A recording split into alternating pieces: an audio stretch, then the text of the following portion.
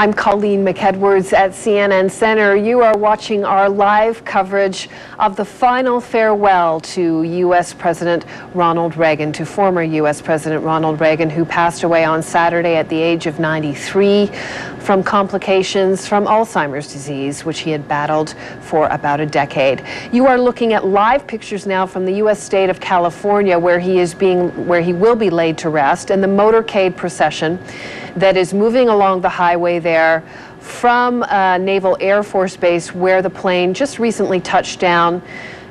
The former president's casket was taken off the plane and put onto the hearse that you see leading the motorcade there, and is now en route to the area near the Presidential Library, where a sunset ceremony will be taking place. You can see cars pulled off to the side there, people outside of their cars. This is very typical of what has been going on, as well-wishers along the route of the motorcade are paying their final respects to the former U.S. President Ronald Reagan. The ceremony, the actual burial ceremony, will get going just a short time from now. Dignitaries, friends and family members, the governor of California, Arnold Schwarzenegger, and his wife, people from the film and entertainment industry and the political world have all been arriving at the site of the burial for the service. Once again, you are watching live pictures of the funeral procession towards the burial place where the former U.S. President Ronald Reagan will be laid to rest just a short time from now. We now want to turn you over to our coverage by CNN's U.S. domestic network of the ceremonies. I'm Colleen McEdwards at CNN Center. Very courageous. This is a wonderful example of a family and of the kind of relations between man and woman, and of the role of a woman in the life of a political leader. Yesterday I had a meeting with her, and we had a very sincere and warm conversation about that time, and we have been in contact with Nancy Reagan these years. We have been in correspondence all these years. Well, that's very nice to hear. Ed Meese, are you at all surprised by the outpouring this week? Well, I think all of us have been very gratified by the extent. I know we all expected it, but I must say it's exceeded even my expectations of how the public would react. And I think what happened in California with, I understand, over 100,000 people lining up, people were still lined up here today when they had to cut off the viewing. And I think that this outpouring of affection and gratitude is just a tremendous thing for recognition of this great president. If you're just joining us, we're in Simi Valley. I'm Larry King. This is kind of a special edition of Larry King Live. It is the coverage of the laying to rest of the 40th President of the United States, Ronald Reagan. That caravan there, you see the lead car, is approaching the Reagan Library here at Simi Valley, where 700 friends of the former president, the late president, and the First Lady are gathered for this special service. Wolf Blitzer, were you, and I don't know if Paul is still with you, but were you surprised at the outpouring?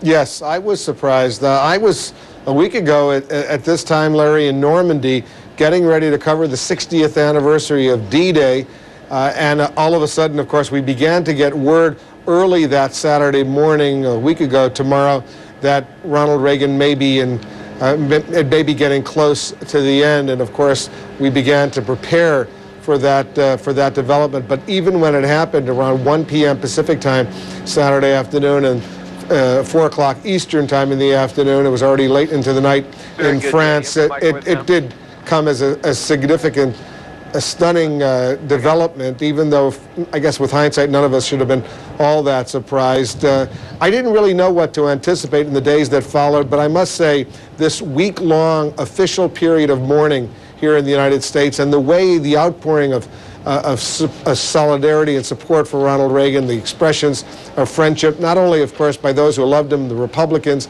and conservatives, but also by Democrats and liberals who have come out, and that demonstration was reflected, Larry. If you looked in the audience at the National Cathedral today, they were all there. Well, Gary, I know military things run on time, but guess what? Running a little bit late. A little bit late. They right. tell us about 12 minutes from now. It should have arrived now. So, Mr. Foster, how do we explain this? We actually had a little time built in to allow the motorcade to slow down when he gets to some residential areas to let people pay their respects one last time. And so we're fully aware, and I think it'll still go off without a hitch once he gets up here. Sure it will. Is that some sort of rule that Wolf mentioned, 20 miles an hour? It will actually maybe slow down to as slow as 5 or 10 miles an hour once he gets into some residential areas here in a few blocks. But no, there's no rule. Senator Dole, have you ever seen anything like this? Not really. No, and I've been around for a while. But, you know, I would get up in the middle of the night and turn on C-SPAN. They were still passing through the Capitol. And it was really impressive. But, you know, everybody agrees that President Reagan was a great guy, a nice guy. But we also, he had a great record. We sometimes overlooked the record, what he was able to achieve. We didn't win them all. I remember one time we'd had a big victory. He called and said, "What can I do for you?" I said, "Please call my mother.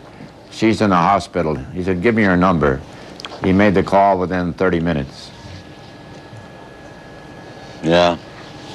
That's the kind of guy. Well said. Anyone who knew him knew he was that kind of guy. We were at a wedding once, Gary. I mean, I was having lunch with him and Nancy at the Bel Air Hotel, and that day a couple was getting married, and he poked me in the elbow and he said, "Let's go over and take pictures with him." We walked over and we were suddenly in the wedding party. You know, and it's a shame that because of the confines that he had when he was president, and even governor to a certain extent, that he couldn't do a lot of that because he really enjoyed it. And once he left office and came back here to California, there's stories like that all the time. You know, we'd go to church and hang out for half hour just greeting people and be seen on the golf course, and people would approach him and he'd tell stories and jokes, and he just, I think relished actually being out of office so he could do quite a bit of that. What are the plans, Gary, regarding the children speaking today?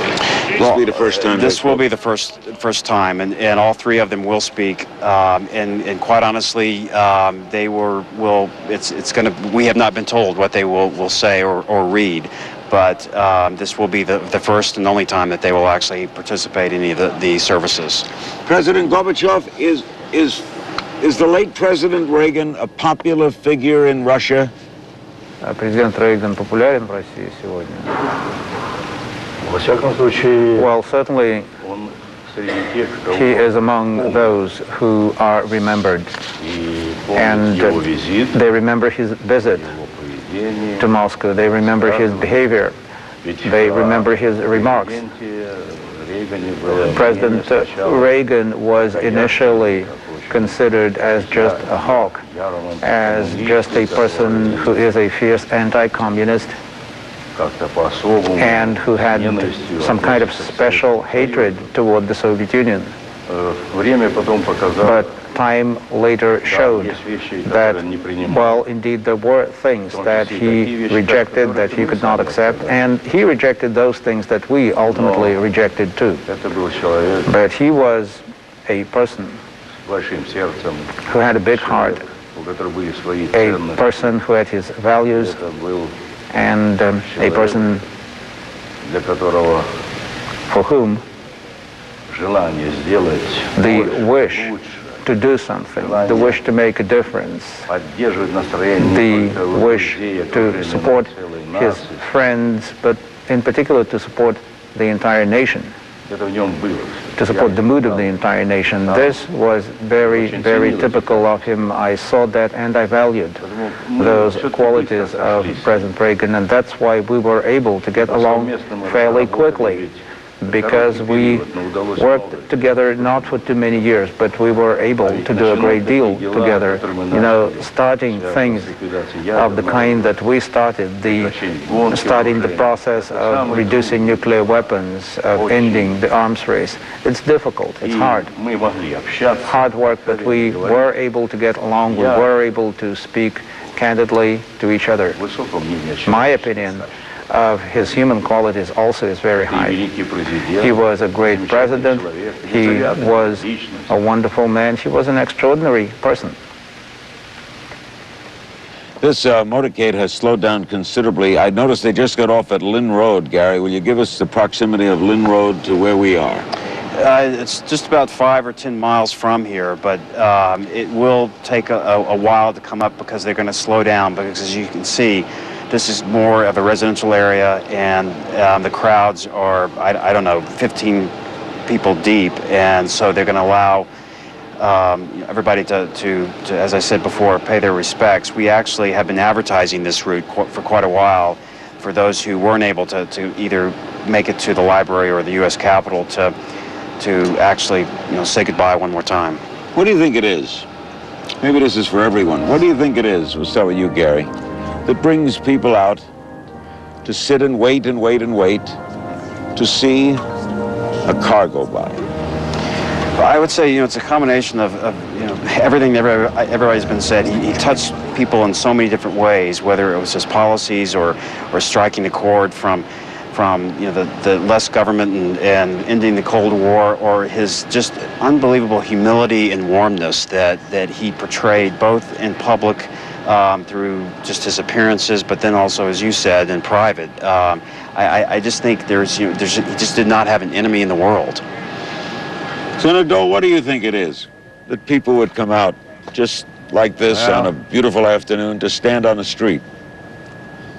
I think there are a lot of similarities between my hero, President Eisenhower, and Ronald Reagan. They had this big smile, and they had a lot of respect for different reasons from the American people, cut across party lines, ethnic lines, race, and there are parallels between President Kennedy and Ronald Reagan. Whether it's cutting taxes or whether it's trying to reduce the bureaucracy. I think President Reagan knew precisely who he was, and the American people liked what they saw, and what you saw is what you got. President Gorbachov, what do you think of the turnout and the events this week, and people lining streets, and over 100,000 coming to the Capitol, and so many coming here to Simi Valley? What do you think of this, of the public's love for him? Well,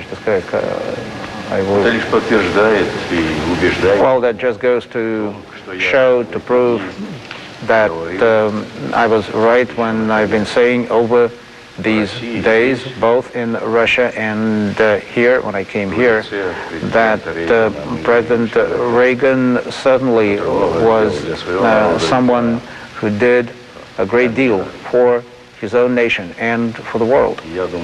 And I think that people are paying tribute to this man who was thinking about people and who was doing a great deal for the people to make their lives better.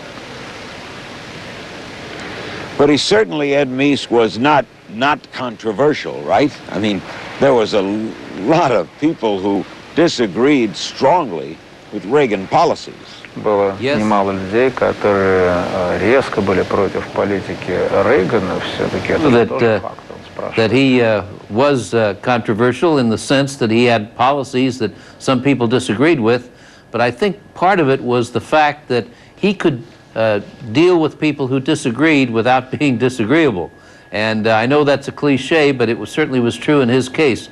You remember Tip O'Neill, when Tip was Speaker of the House of Representatives, there was a lot of differences of opinion on a number of subjects, from tax cuts to supporting the freedom fighters in Nicaragua. But as Ronald Reagan used to say, after 6 o'clock, we're friends. And so they would put aside the differences, they'd have a drink or two together and swap Irish stories, and that was Ronald Reagan. As Wolf, you pointed out that the liberals, Democrats have turned out en masse for this. Is this kind of they're not saying we feel sorry, we disagree with you, but they are saying we liked you, right? Everybody is saying that. Everybody's saying they liked Ronald Reagan, they admired him, his optimism, his happiness, the sense that he was a politician. You could make a deal with him. All the Democrats were calling, yes, they disagreed with him on various policies, but he was a president of the United States that they respected, that they admired, that they could work with and get the job done. I wonder, while we're waiting, Larry, for this motorcade to make its way to the Presidential Library where you are, one quick question I've always been interested in asking Mikhail Gorbachov, if I could, sure. and ask him this, because I was there in the Soviet Union at the time. It was August 1991, after the Gulf War. There was a coup d'etat against him, against Gorbachev in Moscow. It eventually turned out to be a failed coup d'etat, but I've always been interested in wondering, had that coup succeeded and he had been prevented from returning to office if he were arrested, would the Cold War still be in business today? Would the Soviet Union still be in business today? Советский Союз тоже существовал бы. Вы знаете, не может быть путч. No, this coup could not succeed. It was a reckless adventure of those who were against the reforms, of those who were against perestroika, when they saw that their time was passing, that despite all difficulties, perestroika was moving forward. They did what they did one day before the signing of a new union treaty that would have created a different union, a decentralized, a democratic union. And I never hesitated when I was there, when I was isolated and locked, and when I was declared a sick person. I had no doubt that the coup would be defeated, and it was defeated. Gary Foster, what was he like to work for? Couldn't have had a better boss, you know, especially for what I was doing, which was putting him out in public events where he could do what he did best, and that's communicate to people. He was a natural at it. We gave him settings, but he took it and ran with the ball. And behind the stage, he was the same man you saw in front. He was as much of a gentleman and polite and humble, as I said before, as he appeared to be on the stage. We're talking with Gary Foster, a close friend of the Reagan family, former White House staffer, and one of the key organizers of this event today, which will wind up soon here at the Reagan Library for the ceremonies and the laying to rest of the 40th president. Also with us is the former Soviet leader Mikhail Gorbachov, Senator Bob Dole, the former Senate Majority Leader, Ed Meese, the former Attorney General, and CNN anchor Wolf Blitzer. One of his closest political friends, former British Prime Minister Margaret Thatcher, paid respect to her good friend at today's National Cathedral service. And although Lady Thatcher was in attendance, in fact, she flew on the plane with Nancy Reagan and is coming here tonight, her message was pre-recorded because of her own health problems. Listen. As Prime Minister, I worked closely with Ronald Reagan for 8 of the most important years of all our lives. We talked regularly, both before and after his presidency, and I've had time and cause to reflect on what made him a great president. Ronald Reagan knew his own mind. He had firm principles, and I believe right ones. He expounded them clearly. He acted upon them decisively. When the world threw problems at the White House, he was not baffled or disorientated or overwhelmed. He knew almost instinctively what to do. Senator Dole, how do you explain Thatcher-Reagan? Well, it's just a great friendship. Again, they trusted each other. They were friends. They had the same philosophy. They stuck to their guns. She didn't wobble. Don't get wobbly. I remember she'd saying one time to President Bush 41, and he didn't, of course. But I think it's just that, both conservative, but had some flexibility, willing to compromise, civility. I mean, all these things that we've talked about. Ed Meese, did he and Margaret Thatcher genuinely also, in addition to agreeing, like each other?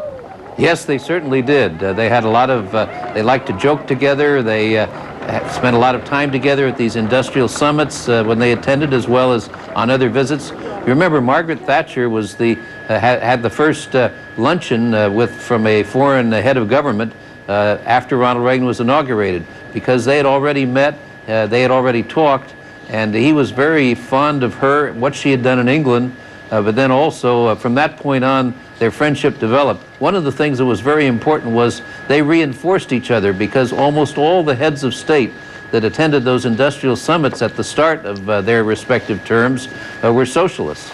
And so they really carried the banner. And interestingly enough, when Ronald Reagan left office, almost all of the heads of state of the seven industrialized nations were center-right or free enterprise oriented.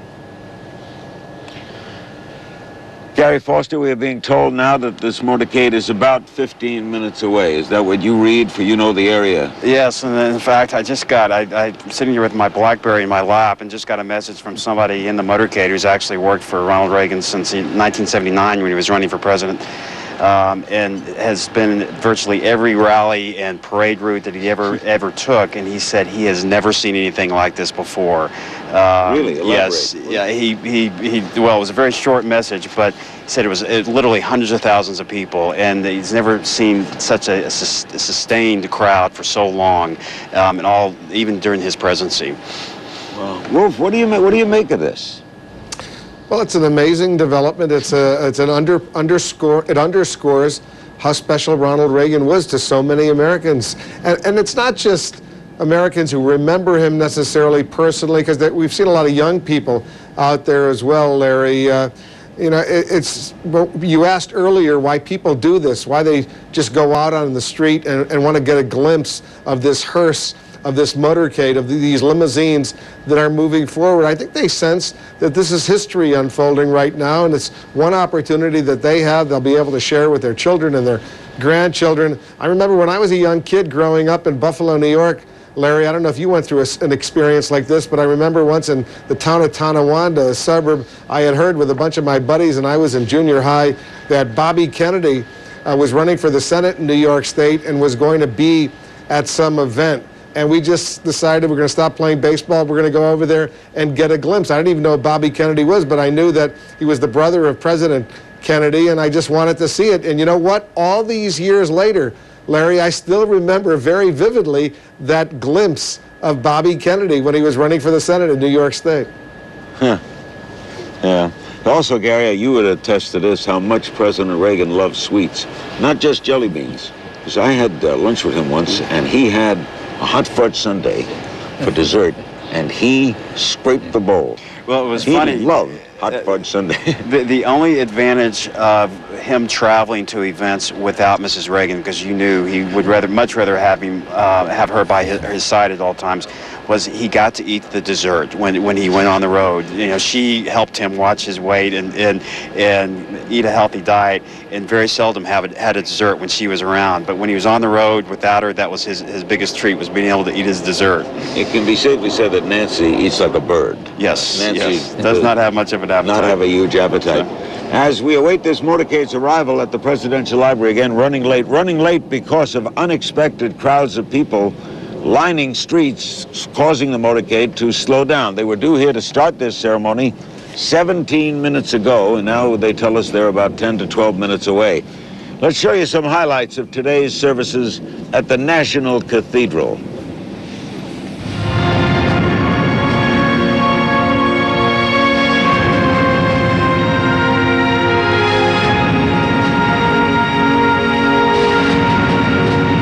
Let us give thanks today for a life that achieved so much for all of God's children. As his vice president for 8 years, I learned more from Ronald Reagan than from anyone I encountered in all my years of public life. I learned kindness. We all did. I also learned courage. In the end, through his belief in our country and his love for our country, he became an enduring symbol of our country. May God bless Ronald Reagan and the country he loved.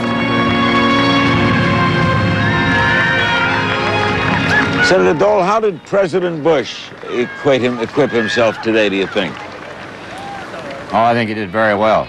And you talk about parallels, there are a lot of President Bush, Ronald Reagan parallels too, about the economy, about cutting taxes, about staying on message, about sticking with your message. But I think it was the tone, it was just the right tone. Talking about President Reagan, not about himself, not about anything that might, you know, upset anybody in the political area. It was all about President Reagan. I thought it was just right. Ed Meese mentioning Tip O'Neill as they did and Ronald Reagan and that unusual friendship and laughs and jokes. That doesn't seem to exist today, correct? I think that there's much less civility today, positions have hardened, and I think that friendly spirit between two sides coming together after 6 o'clock is pretty hard to find. It's tough. It's tough out there. Yeah. What went wrong, Senator Dole?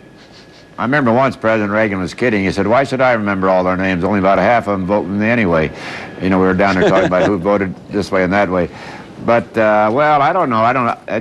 I think this may help us a little bit. I think the American people are going to view this. They viewed it for almost for 5 days, and they may be asking their member of Congress, regardless of party, you know, why can't we have a little more civility? Why can't we get together? Why can't we, if necessary, compromise? You know, President Reagan said, "Give me 80% and I'll get to 20 next year." And I think that's the spirit that's going to be around for a long. This is going to last for a while. This isn't going to disappear tomorrow morning. My view is it's going to last for some time. What do you think, Wolf? When did it change? When did we become less civil? You know, we all thought after 9/11 that we would be back at that level of civility in the political discourse of our country, that we would never again have the kind of bitter partisanship that had been so frequent in let's say, during the Clinton years, for example, when things got ugly on many, many occasions. But we've recently seen, and I think Senator Dole will agree, a return to that kind of bitterness, that political acrimony, the kind of spirit that he doesn't like, the kind of spirit he's hoping will disappear, at least in the short term. Unfortunately, I'm not as upbeat as Senator Dole, because I sense in the coming days, especially after the sunset service tonight, politics are going to come back pretty quickly. All the bitterness is going to roar right back as we get closer to the conventions and the November 2nd election. It's just going to be a heated political campaign over the next few weeks and months, and I'm not sure that the Ronald Reagan national period of mourning is necessarily going to spill over and create a new era of goodwill, if you will. But there'd be an opportunity. Let's get what Senator Dole, what do you think of that, and then Ed Meese? Senator Well, Dole? I think probably, you know, Wolf is the expert, but I think you're going to see some of this again at the Republican convention. Obviously, Ronald Reagan is going to be a centerpiece in what happens at the Republican convention. That's going to be a message again to all the American people, not just Republicans. So my view is that it's going to last. I think. You know, to be a little bit political, I think it's a plus for President Bush. Ed? Well, I've been concerned particularly. I don't know that we've ever had as much division between the parties while the nation has been at war. And we are at war right now, and I've been particularly disturbed by the attacks on the commander-in-chief, particularly from some of those who don't only disagree with his policies, but have made the attacks personal. And I think that kind of bitterness it doesn't belong in a country like ours. But what caused it?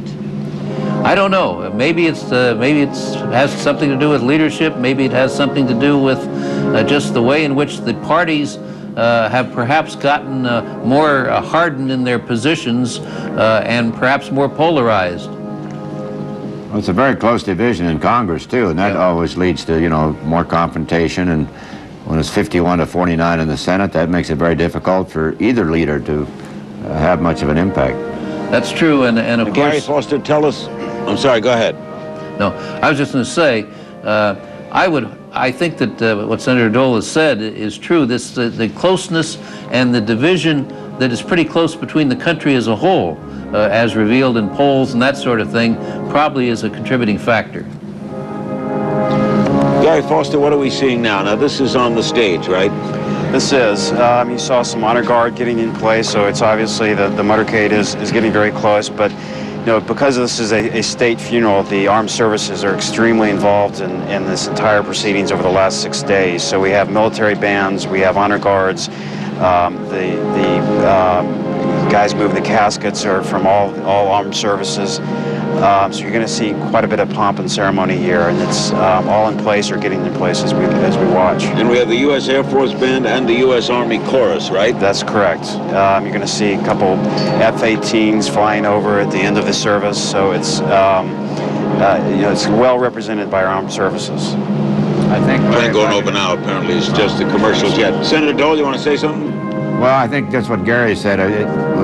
We ought to also reflect upon the young men and women who are serving in Iraq and Afghanistan this week. We've lost soldiers this week. But I think when you see all these young men and women who participated this whole 5 days in all these ceremonies, it makes you proud. Proud of the young men, proud of the young women. And I know if President Reagan around, he'd be saluting left and right. Larry, also, we're watching the California Highway Patrol motorcycles going by the motorcade. We were asked if it was possible if a lot of the guys who did that while he was president and governor were able to come up and have a special time before he left Simi Valley to go back to Washington to pay their respects. And we ended up having several thousand law enforcement officials from the LAPD, California Highway Patrol, multiple groups come up here at the very end of the laying in repose here at the library on Monday, and it was quite emotional for those guys to all file by, salute in their uniforms. President Gorbachov, as a visitor to this country, what did you think of the service this morning? Как гость страны, как оцениваете сегодняшнюю службу?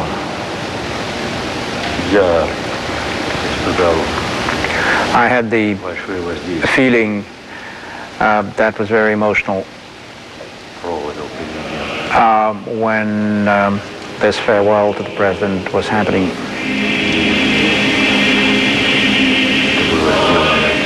The service was done with tremendous respect. It was extremely well organized. It was really very impressive. And perhaps all television channels showed moments of President Reagan's life and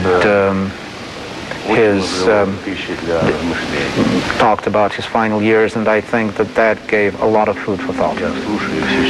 I am now taking part in this conversation with you, and you have been discussing a number of themes and subjects, because those are kind of lessons, and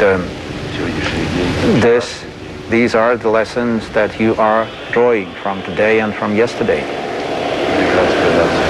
The American nation, I think, has shown, despite all differences that exist in a free society, in a democratic country, has shown itself quite unanimous in expressing the feeling of gratitude. And you may be right that this is precisely because people are comparing the politics of today and the politics of that time, particularly during the second term of his presidency. Gary Foster, what can you tell us? Where are we now? Well, we're here in a helicopter that's just above the motorcade, so he's just a matter of minutes away. Now, give us how they come in here. Well, they're going to come up Presidential Drive, it's a winding which road. is a winding road up to the top. Pictures of presidents. Yes, with all 42 presidents on the way up. Right above us. And we'll arrive at the front of the library. Mrs. Reagan will get out of her limousine. Once she's in place, the casket will be removed from the hearse. It will be transported through the courtyard of the library, through the library itself, and out into the backyard for the ceremony. Following the ceremony, the burial, will that take part of it too, the placing of the body in the ground? Yes, once the ceremony is over, the casket will proceed over to the place of burial. Mrs. Reagan will follow, be put in place. She will be allowed a few moments to say her final goodbye.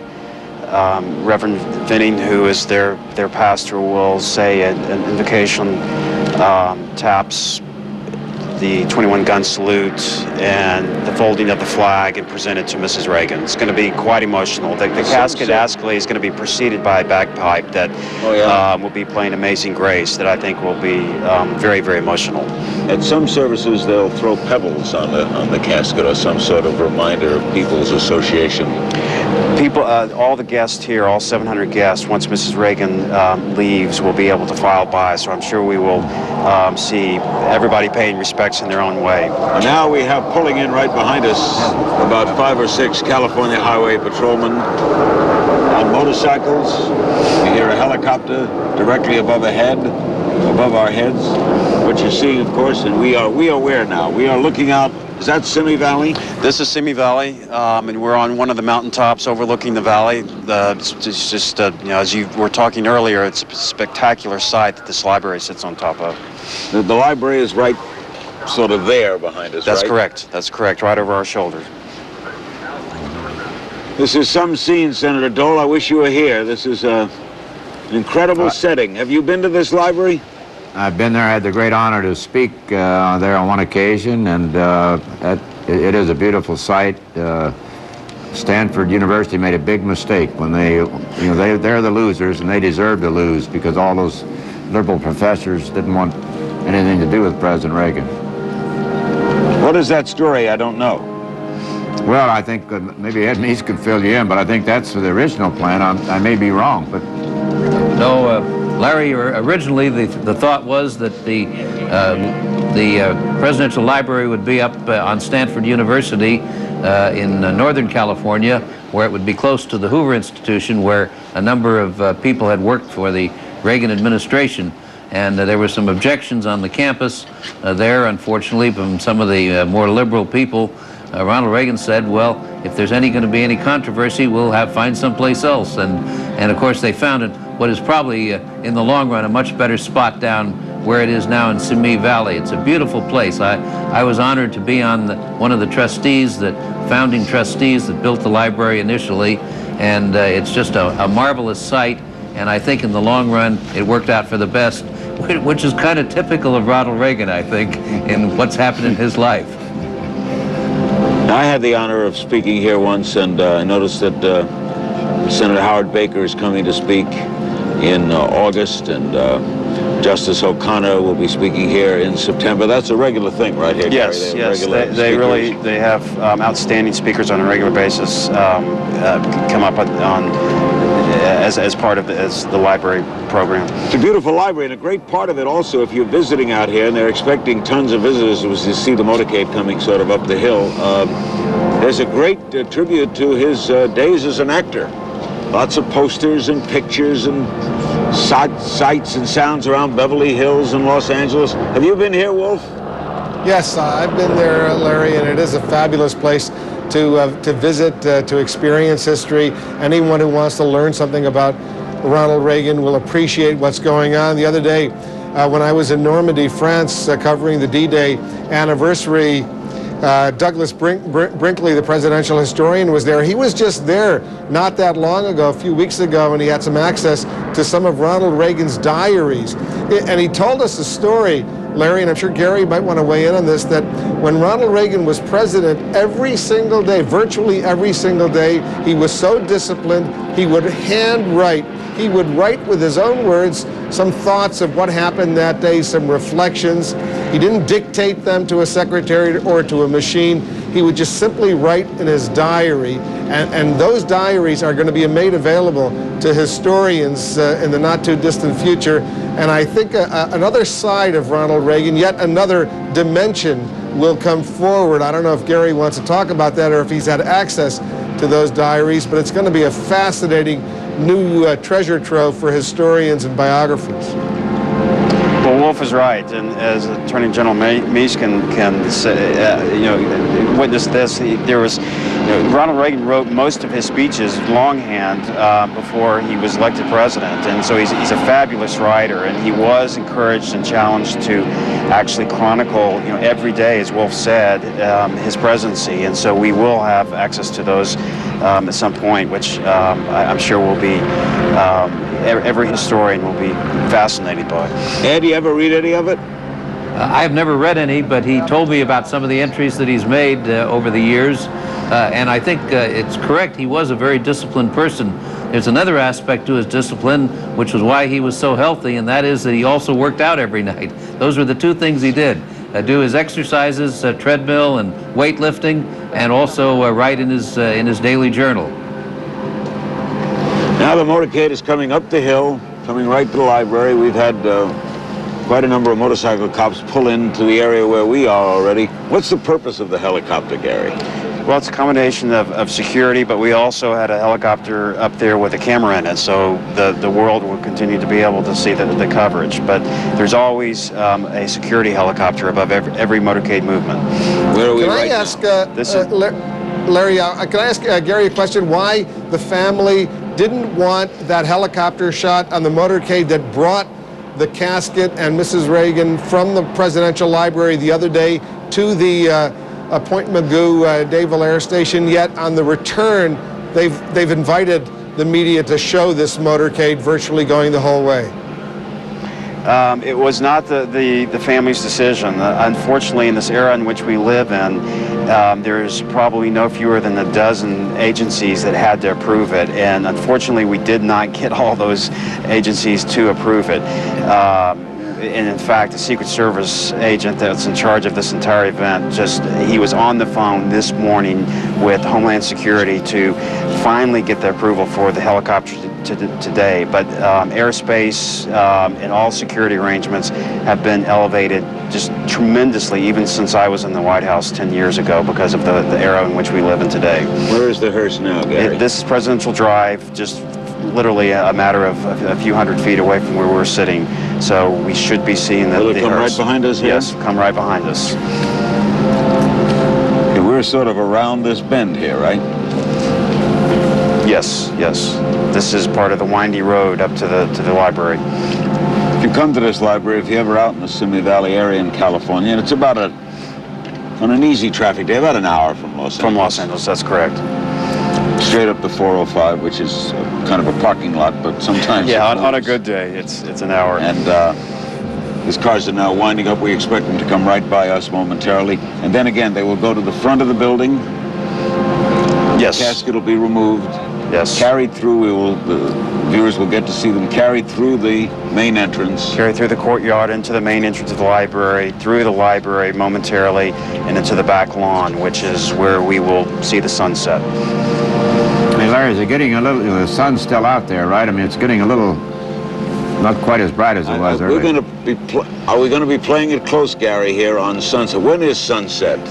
No, actually, because it's a little bit later, I think it's even going to be that much more dramatic, because the sun won't set until actually behind the mountains about 7:45. So once the service is about over, we will see the sun disappear behind the mountains. So in other words, if they start this in 7-8 minutes, this will be right at sunset. Yes, this will be perfect timing, actually. So what we're saying, Gary, is you deliberately slowed this down to create an exact sunset arrival. This is exactly what we hope, to tell you the truth. Through the keen eyes of Senator Dole, who observes weather well. That's we have correct. some military men standing near us right here, over to our left, awaiting the arrival of the presidential motorcade. Do you have events like this in Russia, President Gorbachev? В России бывают подобные мероприятия? Наверное, все-таки другая. Well, I would say that the tradition is different.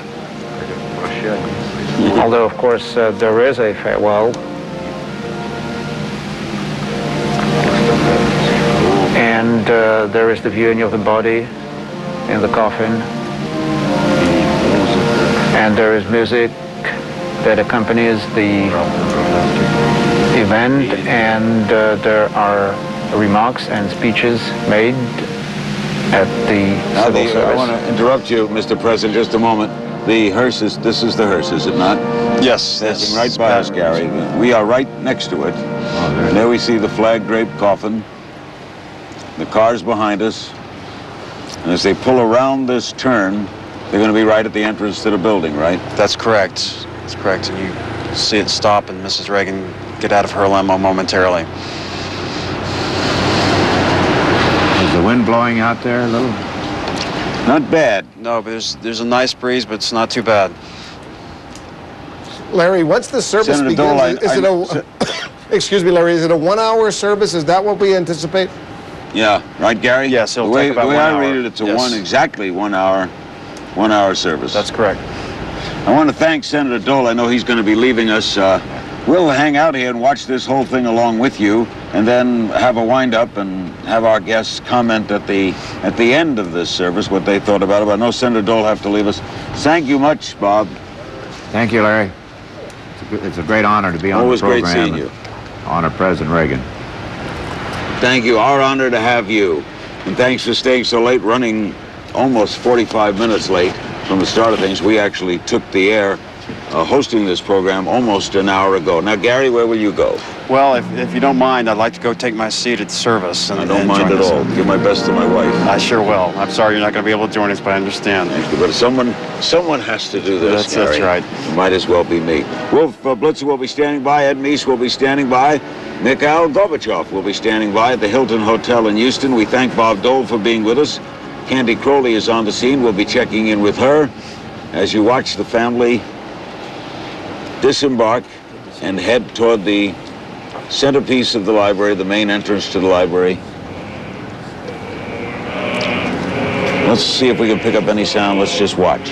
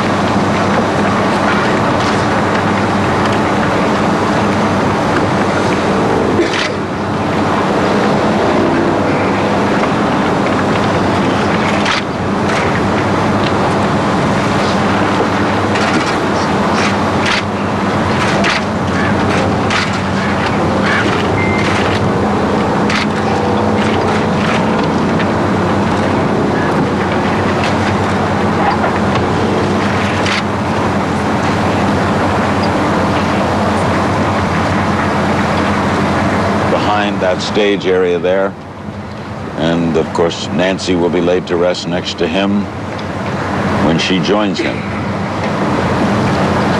The ceremony is almost 50 minutes late in starting. That was due to some planned lateness with the enormous crowds along the highway and streets along the way on the route from the Naval Air Station to here. And now there seems to be some slow up here. I don't know what this is. Ed Meese, you have a guess as to what this might be?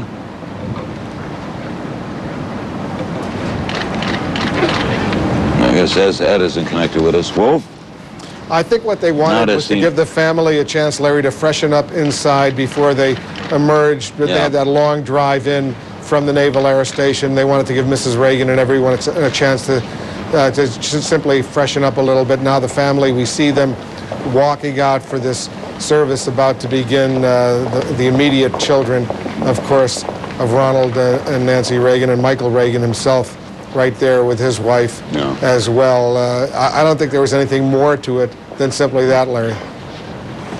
I agree, Wolf. Good thinking. Here comes the rest of the procession that are filing in. They'll take their seats in the front. There are a total of about 700 people here, and as we told you earlier, almost all of them close friends of the President and or the First Lady.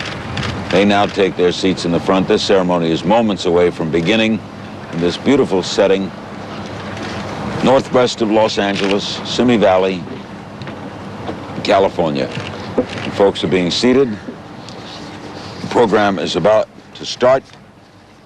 If they stay to the program we've been handed in front of us, there'll be 4 ruffles and flourishes and the playing of Hail to the Chief.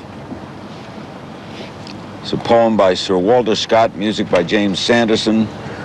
Hail to the Chief, first associated with the United States Chief Executive in 1815, when it was played to honor George Washington at the end of the War of 1812. First living president to be honored was Andrew Jackson in 1829. There's Ron Reagan and Michael Reagan and their wives. You see Mrs. Thatcher directly behind Ron Reagan, the president's youngest son. Arnold Schwarzenegger, you see the top of Arnold's head, and he is behind, well, sort of in between Ron Reagan and Michael Reagan's wife. The rest of the party comes in. The sun, as they tell us, an hour away from setting. This was planned as a sunset burial. The proceedings should start momentarily. Let's watch.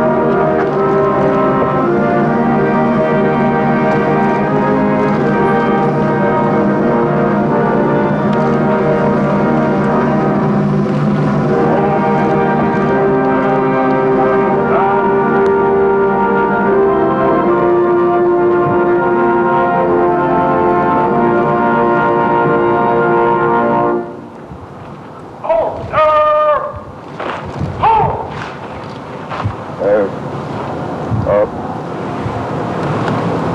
My left. 8. Forward. March.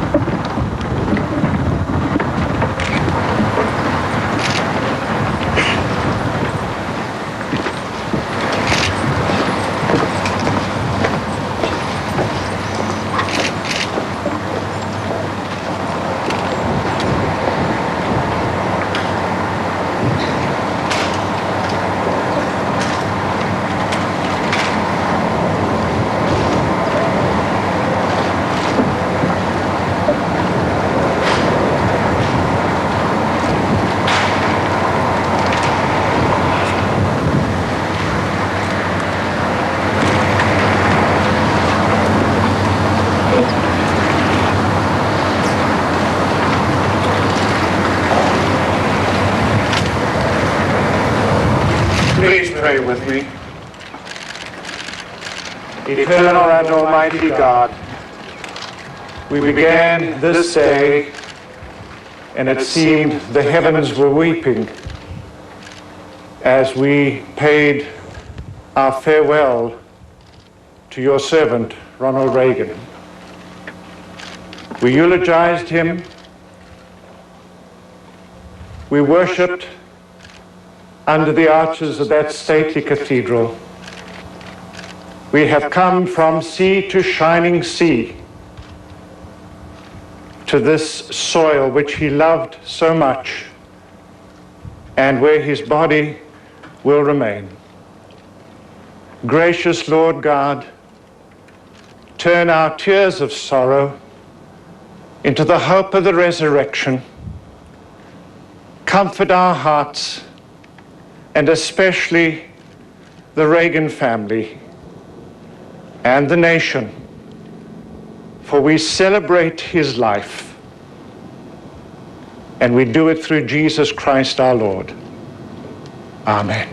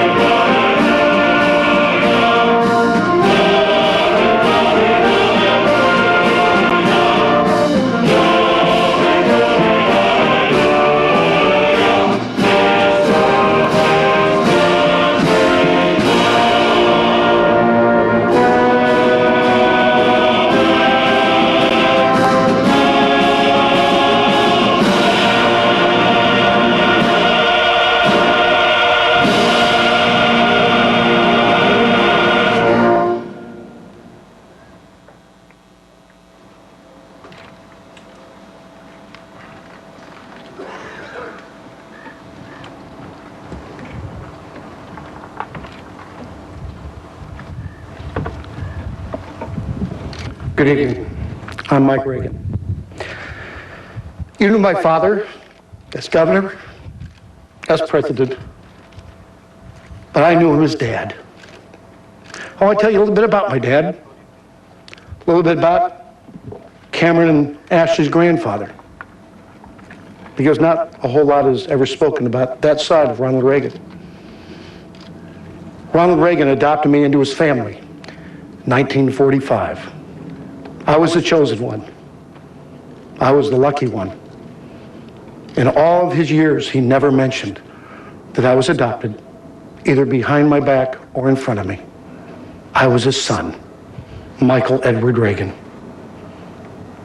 When his families grew to be two families, he didn't walk away from the one to go to the other, but he became a father to both, to Patti and then Ronnie, but always to Maureen, my sister, and myself. We looked forward to those Saturday mornings when he would pick us up, sitting on the curb on Beverly Glen as his car would turn the corner from Sunset Boulevard, and we would get in and ride to the ranch and play games, and he would always make sure it ended up a tie. We would swim and we would ride horses, or we'd just watch him cut firewood. We would be in awe of our father. As years went by and I became older and found a woman I would marry, Colleen, he sent me a letter about marriage and how important it was to be faithful to the woman you love, with a P.S. You'll never get in trouble if you say I love you at least once a day. And I'm sure he told Nancy every day, I love you, as I tell Colleen. He also sent letters to his grandchildren. He wasn't able to be the grandfather that many of you are able to be because of the job that he had. And so he would write letters. He sent one letter to Cameron, said, Cameron, some guy got $10,000 for my signature. Maybe this letter will help you pay for your college education. And he signed it, Grandpa, P.S. Your grandpa is the 40th President of the United States, Ronald Reagan. He just signed his sign. Those are the kinds of things my father did. At the early onset of Alzheimer's disease, my father and I would tell each other we loved each other and we'd give each other a hug. As the years went by and he could no longer verbalize my name, he recognized me as the man who hugged him. And so when I would walk into the house, he would be there in his chair, opening up his arms for that hug, hello, and the hug goodbye. It was a blessing truly brought on by God. We had wonderful blessings of that nature. Wonderful, wonderful blessings that my father gave to me each and every day of my life. I was so proud to have the Reagan name and to be Ronald Reagan's son. What a great honor. He gave me a lot of gifts as a child. Gave me a horse, gave me a car, gave me a lot of things. But there's a gift he gave me that I think is wonderful for every father to give every son. Last Saturday, when my father opened his eyes for the last time and visualized Nancy and gave her such a wonderful, wonderful gift, when he closed his eyes, that's when I realized the gift that he gave to me. The gift that he was going to be with his Lord and Savior, Jesus Christ.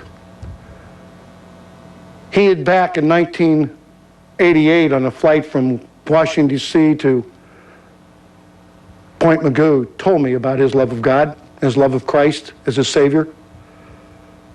I didn't know then what it all meant, but I certainly know now. I can't think of a better gift for a father to give a son. And I hope to honor my father by giving my son Cameron and my daughter Ashley that very same gift he gave to me, knowing where he is this very moment, this very day, that he is in heaven. And I can only promise my father this: Dad, when I go, I will go to heaven too. And you and I, and my sister Maureen that went before us, we will dance with the heavenly host of angels before the presence of God. We will do it, melanoma and Alzheimer's free. Thank you for letting me share. My father, Ronald Wilson Reagan.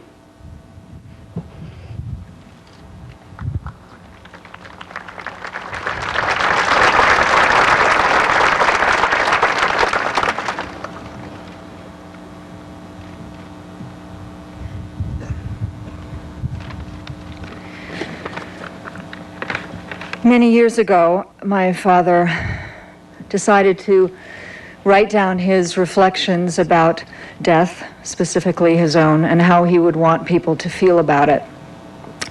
He chose to write down the first verse of an Alfred Lord Tennyson poem, Crossing the Bar, and then he decided to add a couple of lines of his own.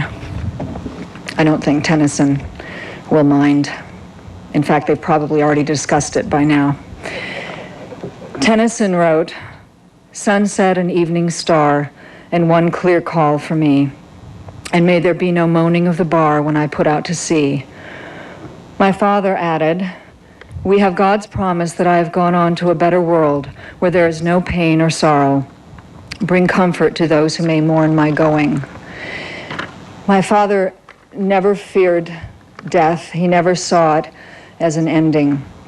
When I was a child, he took me out into a field at our ranch after one of the Malibu fires had swept through.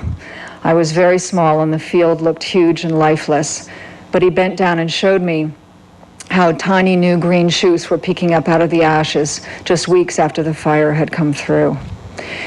You see, he said, new life always comes out of death. It looks like nothing could ever grow in this field again, but things do.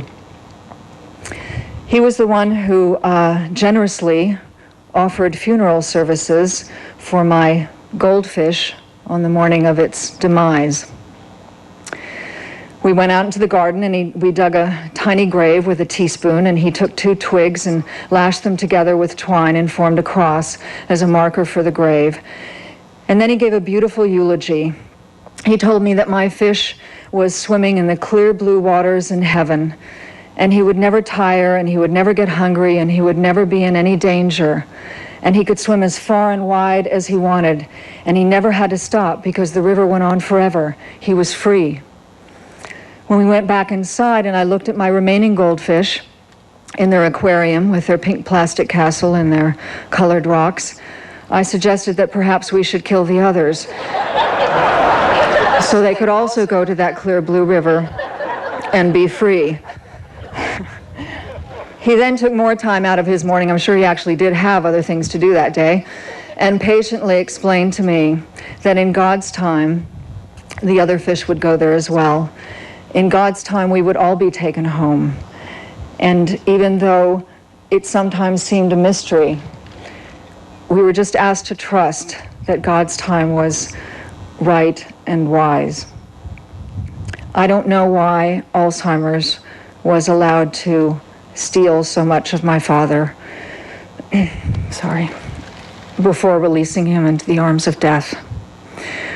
But I know that at his last moment, when he opened his eyes that had not opened for many, many days, and looked at my mother, he showed us that neither disease nor death can conquer love. He may have, in his lifetime, come across a small book called Peace of Mind by Joshua Loth Liebman. If he did, I think he would have been struck by these lines. Then for each one of us, the moment comes when the great nurse, death, takes man, the child, by the hand and quietly says, "It's time to go home. Night is coming. It is your bedtime, child of earth."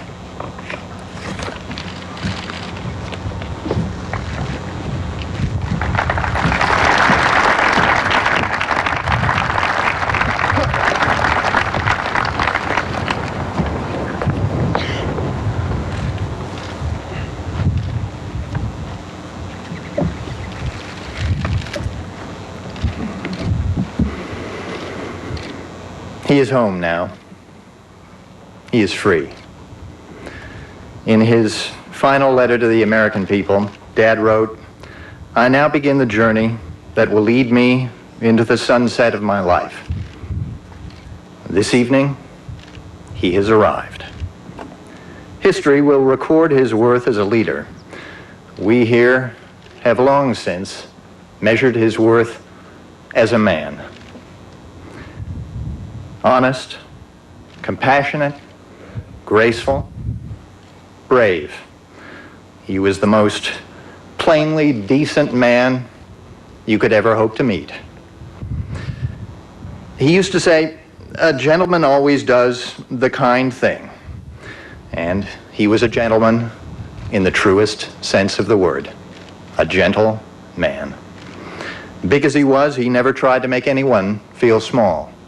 Powerful as he became, he never took advantage of those who were weaker. Strength, he believed, was never more admirable than when it was applied with restraint. Shopkeeper, doorman, king or queen, it made no difference. Dad treated everyone with the same unfailing courtesy, acknowledging the innate dignity in us all. The idea that all people are created equal was more than mere words on a page. It was how he lived his life. And he lived a good, long life. The kind of life good men lead. But I guess I'm just telling you things you already know. Here's something you may not know. Little Ronald Reagan trivia for you. His entire life, Dad had an inordinate fondness for earlobes. Even as a boy, back in Dixon, Illinois, hanging out on a street corner with his friends, they knew that if they were standing next to Dutch, sooner or later, he was going to reach over and grab a hold of their lobe, give it a workout. There, sitting on his lap watching TV as a kid, same story. He'd have a hold of my earlobe. I'm surprised I have any lobes left after all of that. And you didn't have to be a kid to enjoy that sort of treatment. Serving in the Screen Actors Guild with his great friend, William Holden, the actor, best man at his wedding. Well, Bill got used to it. They'd be there at the meetings, and Dad would have a hold of his earlobe. There they'd be, some tense labor negotiation, two big Hollywood movie stars, hand in earlobe. He was, as you know, a famously optimistic man. Sometimes such optimism leads you to see the world as you wish it were, as opposed to how it really is. At a certain point in his presidency, Dad decided he was going to revive the thumbs up gesture. So he went all over the country, of course, giving everybody the thumbs up. Dory and I found ourselves in the presidential limousine one day, returning from some big event. My mother was there, and Dad was, of course, thumbs-upping the crowd along the way. And suddenly, looming in the window on his side of the car was this snarling face. This fellow was reviving an entirely different hand gesture and hoisted an entirely different digit in our direction. Dad saw this and, without missing a beat, turned to us and said, "You see, I think it's catching on." Dad was also a deeply, unabashedly religious man. But he never made the fatal mistake of so many politicians, wearing his faith on his sleeve to gain political advantage. True, after he was shot and nearly killed early in his presidency, he came to believe that God had spared him in order that he might do good. But he accepted that as a responsibility, not a mandate. And there is a profound difference. Humble as he was, he never would have assumed a free pass to heaven, but in his heart of hearts, I suspect he felt he would be welcome there. And so he is home. He is free. Those of us who knew him well will have no trouble imagining his paradise. Golden fields will spread beneath the blue dome of a western sky. Live oaks will shadow the rolling hillsides. And someplace, flowing from years long past, a river will wind towards the sea. Across those fields, he will ride a gray mare he calls Nancy D. They will sail over jumps he has built with his own hands. He will let the river carry him over the shining stones. He will rest in the shade of the trees. Our cares are no longer his. We meet him now only in memory, but we will join him soon enough, all of us, when we are home, when we are free.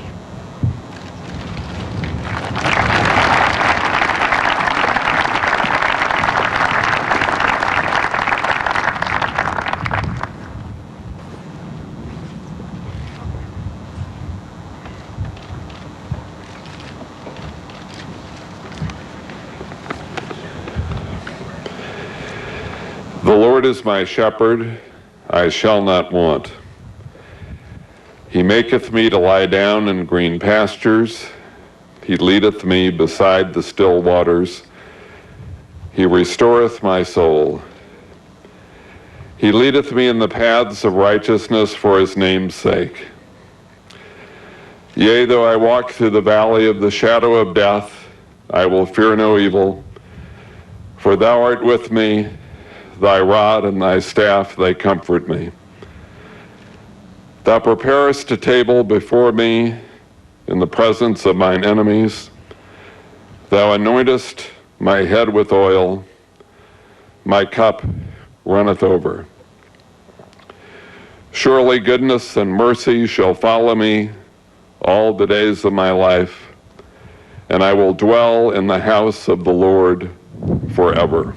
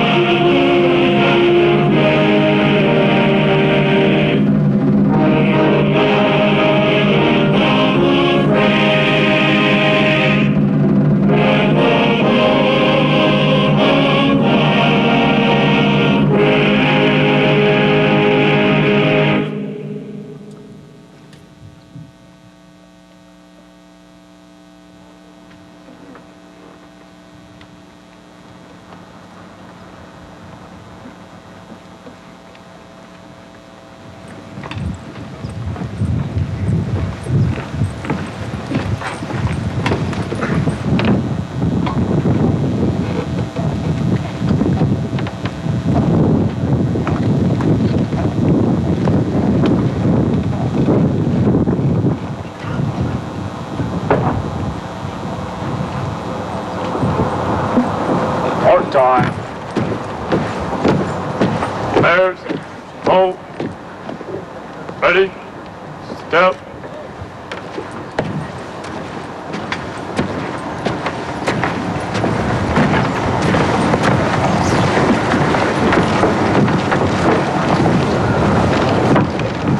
Horse time. Bears, hold.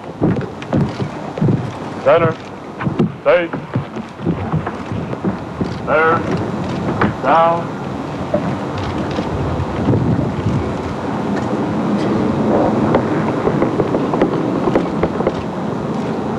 Bears. Up. On left. Up.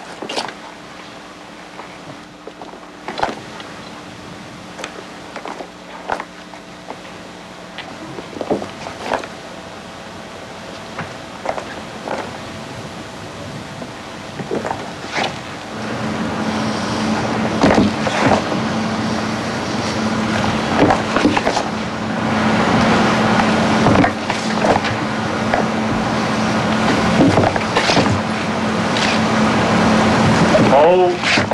There. Down.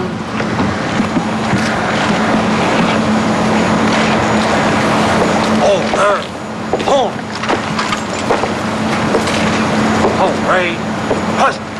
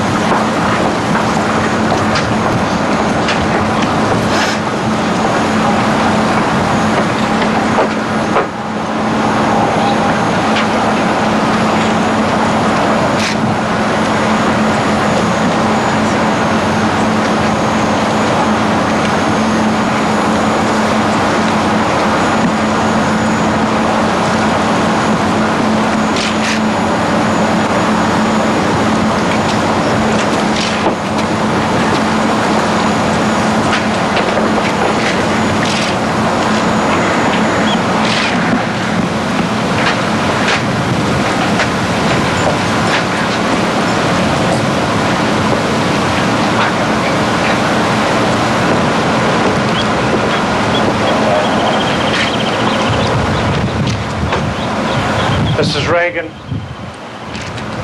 members of the Reagan family, distinguished and honored guests, it is a wonderful, awesome responsibility for me to be able to give these final parting words on this long journey of this week of sadness. I want to thank you for the privilege of being your pastor and chaplain to the President. Little did I think that 4.5 decades ago, when Frida and I came to this country to study in college, that one day I would end up as the chaplain to the President of the United States, only in America. Dear Nancy, thank you for bearing your grief so nobly. Thank you for the dignity that you have shown this week. Our hearts have gone out to you. So many people have commented on the picture where you and I are together as we began this week. And I think the reason for its poignancy was that the whole American nation was putting its arm around you. And so we love you and care for you. Thank you for caring for the President in his declining years. Thank you for the wonderful example of your marriage that you modeled throughout your life together, and especially in the White House years. Yours was truly a glorious friendship based on mutual love and respect, and we love you for it, and thank you for it.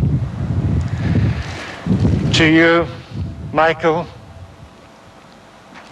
and Patti, and Ron, thank you for those very, very touching and moving words. A little humor, but the heartfelt love of children who love their father and respect him so much. We gathered at the beginning of this long day in the National Cathedral and heard so many wonderful words from the nation's leaders and also from a beloved friend. I have never heard Lady Margaret Thatcher speak more eloquently in all her life. The last time when I heard her speak, I had the privilege of being present as she was awarded the Ronald Reagan Freedom Award.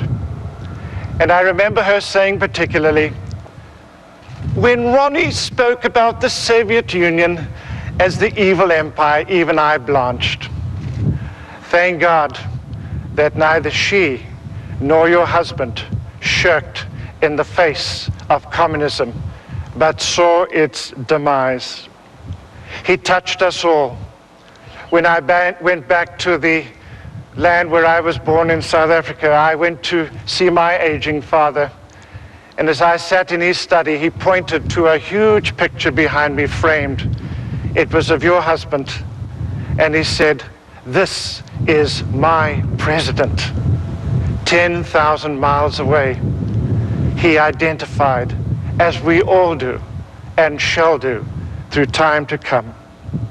It now remains for me to talk about the man and his faith. Indeed, he was a gift from God to us all. He made us feel good and confident about ourselves, about our country, and about our future. And I believe it's because he gained his confidence from the psalm which I read at the beginning of this week, Psalm 46, where the psalmist says, God is our refuge and strength, a very present help in the time of trouble. When you attended church, so many people noticed that he could sing the hymns without looking at the hymnal. He loved hymns. And it was appropriate that it was sung in the cathedral this morning and played on the bagpipes this evening. That hymn speaks about God's amazing grace. And Ronald Reagan knew of the grace of his Lord Jesus Christ, for he lived with and on and in that grace. I think of that one particular stanza of that hymn which says, "Through many dangers, toils and snares, I have already come. 'Tis grace hath brought me safe thus far, and grace will lead me home. Grace has led him home this day. He was a man who exhibited graciousness with all that he met, from the highest in the land to the lowliest. On one occasion, when Alzheimer's was beginning to rob that beautiful mind, and he no longer came to Ballet Presbyterian Church, you know that I came to the office regularly and brought the church to him and then to your home. And on one occasion, his secretary said, "Mr. President, your pastor is here. Come and sit in the corner of his office." And he said, "No, I think I'll just sit here at the desk." I looked at her, she looked at me. We knew he wasn't going to budge. So I sidled up and sat on the edge of the desk, and I said, "Mr. President, you're still boss? I'll sit where you are." And so I read scripture and prayed.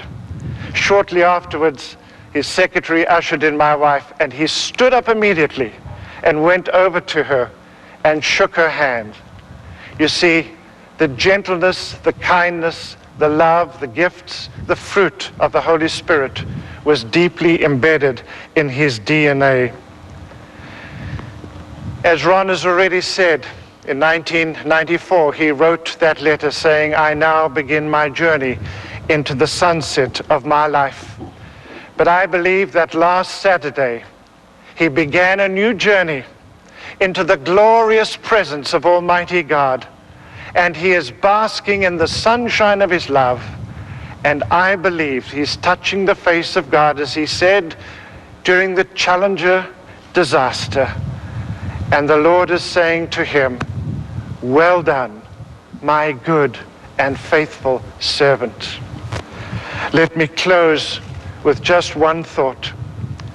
In the ancient nation of Israel, when the temple had been built, the Lord appeared to King Solomon and said to him these words, "If my people who are called by my name humble themselves and turn from their wicked ways and pray and seek my face, I will hear from heaven and forgive their sin and heal their land."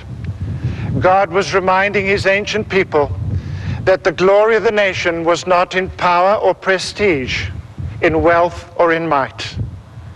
Ronald Reagan knew that as a cardinal truth, that ultimately our strength is not in our might, but it is as we depend upon Almighty God and trust in him and walk humbly before God. Ronald Reagan lived and believed that, and thank God that he did. Mr. President, I salute you.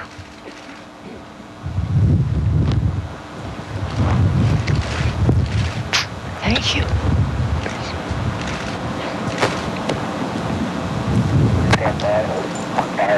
Fire! Stand by! Fire! Gun 3, stand by! Fire! Gun 4, stand by! Fire! Gun 1, stand by! Fire! Gun 2, stand by! Fire! Gun 3, stand by! Fire! Gun 4, stand by! Fire! Gun 1, stand by! Fire! Gun 2, stand by! Fire! Gun 3, stand by! Fire! Gun 4, stand by! Fire! Gun 1, stand by! Fire! Gun 2, stand by! Fire! Gun 3, stand by! Fire! Gun 4, stand by! Fire! Gun 1, stand by! Fire! Gun 2, stand by! Fire!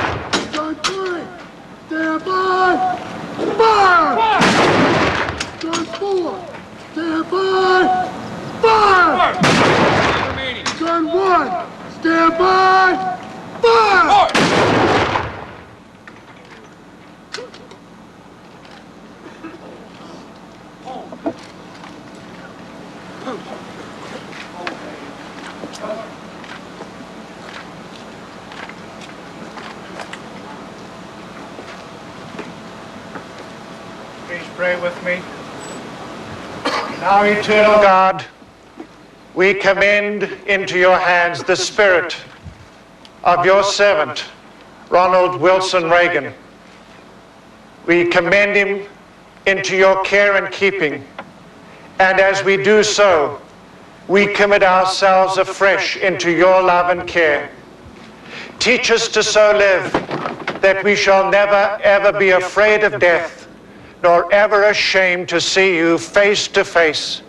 But grant that your love and peace may rest with us now and always. The Lord bless you and keep you. The Lord make his face to shine upon you and be gracious unto you. The Lord lift up the light of his countenance upon you and grant you his peace, now and forevermore. In the name of the Father, and of the Son, and of the Holy Spirit. Amen.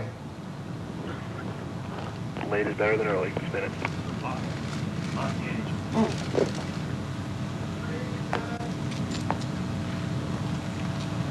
Stand by. Ready. Ready. Aim. Fire. Ready. Aim. Fire. Ready. Aim. Fire. Ready. Freeze and boom. A little over a minute, guys. About minute 10.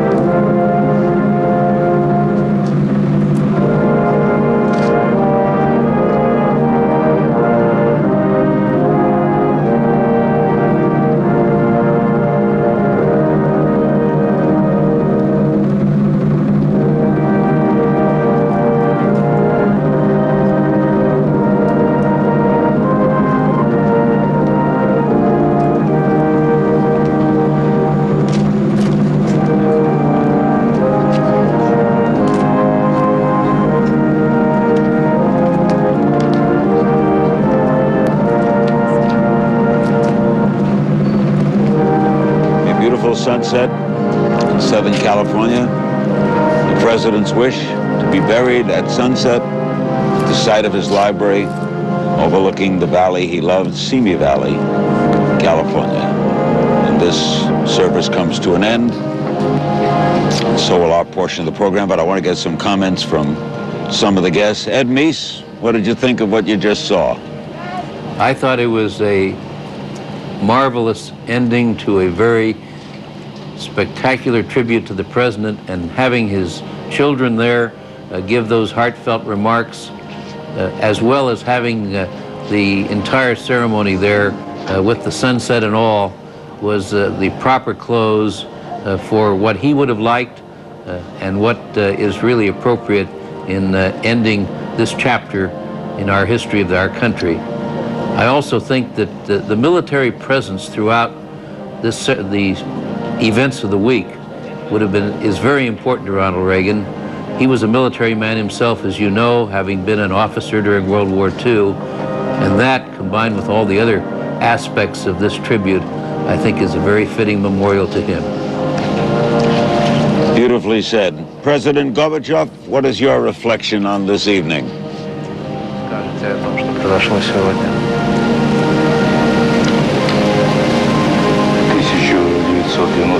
In 1992, I visited with Ronald Reagan and Nancy at the Reagan Library. I spoke there, gave a talk there, and I also had a tour of the library. And at the end of that tour, Ronald Reagan said, "Mikhail, I want to show you the place where we will be buried." But then he said, "I'm in no hurry."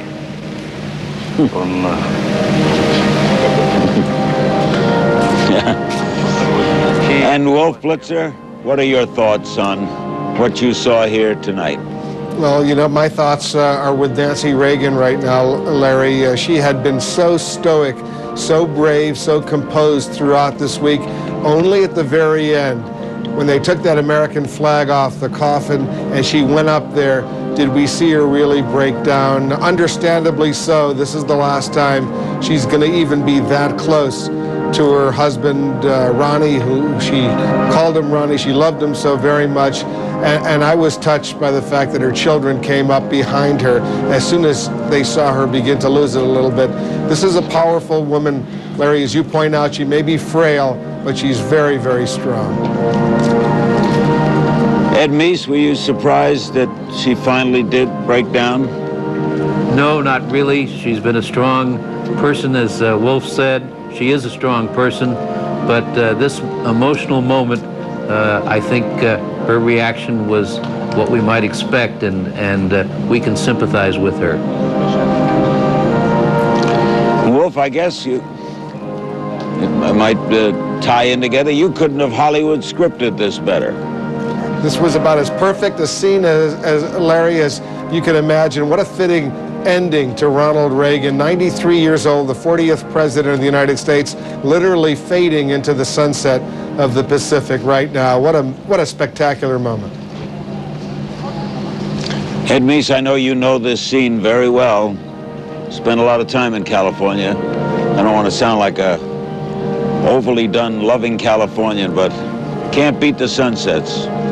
No, you certainly can't, and Ronald Reagan loved those sunsets, whether they were at the ranch or whether they were here at the library, and I agree with Wolf. This is a most fitting way to end the day and to memorialize the life of one of our greatest presidents.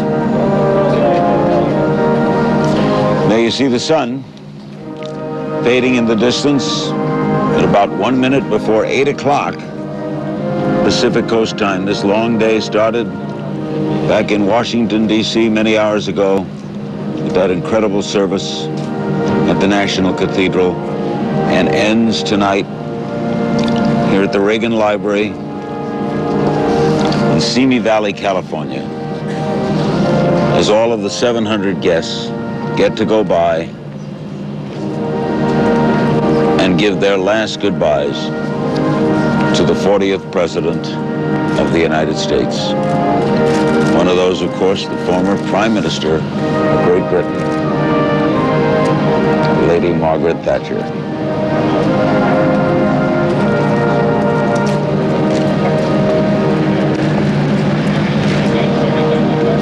The sun is now a memory.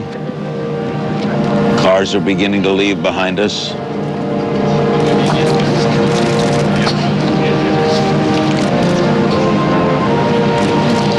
The motorcade with Nancy Reagan now leaves. Governor Schwarzenegger and Maria Shriver pay their last respects. Nancy heads back home to the Reagan home in Bel Air, California. About a 1-hour drive.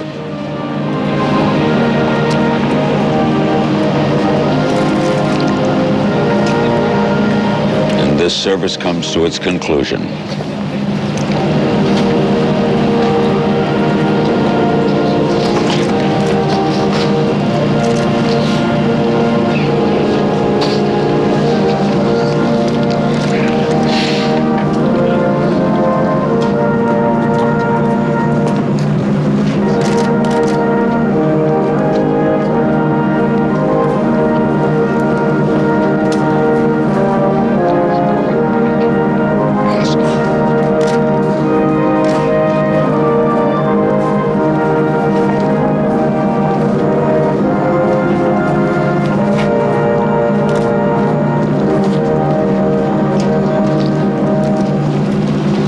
We've been here for the past 3 hours and covering this, and we now turn it over to Aaron Brown, who is in Washington, D.C., to give us a special edition of Newsnight. Aaron, this was, I don't know if you got to watch much of this, but this was quite an evening.